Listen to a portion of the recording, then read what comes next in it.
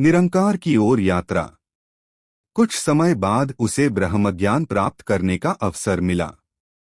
ज्ञानदाता ने बड़े सरल शब्दों में समझाया कि निरंकार को जानना किसी चमत्कार का नाम नहीं, बल्कि जागरूकता का नाम है।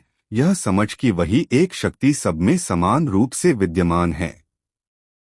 ज्ञान प्राप्त करते समय अमित की आंखों में आंसू आ गए। वर्षों से जो खालीपन था वह जैसे भरने लगा। अब अमित के जीवन में बदलाव साफ दिखने लगा। वह पहले जहां गुस्से में तुरंत प्रतिक्रिया करता था, अब शांति से सोचता। ऑफिस में सहकर्मियों के प्रति उसका व्यवहार सौम्य हो गया। घर में माता पिता के साथ उसके रिश्ते और गहरे हो गए। एक दिन ऑफिस में उसके जूनियर राहुल से बड़ी गलती हो गई, जिससे कंपनी को नुकसान हुआ। पहले वाला अमित होता तो शायद डांट फटकार करता, लेकिन अब उसने राहुल को समझाया और समाधान खोजा। राहुल ने हैरानी से पूछा, सर आप इतने शांत कैसे रहते हैं? अमित मुस्कराया, क्योंकि अब मैं सिर्फ अपने आप को नहीं, सामने वाले में भी उसी निरंकार को देखता हूं। धीरे धीरे अमित समाज सेवा से भी जुड़ गया। वह निरंकारी मिशन के साथ सफाई अभियानों में भाग लेने लगा, जरूरतमंदों की मदद करने लगा।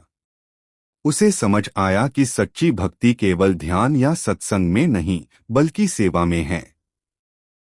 एक दिन वह उसी पार्क में बैठा था जहां पहली बार सत्संग में आया था।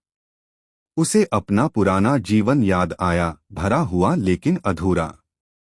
आज उसके पास वही सब था, लेकिन साथ में शांति, संतोष और उद्देश्य भी था।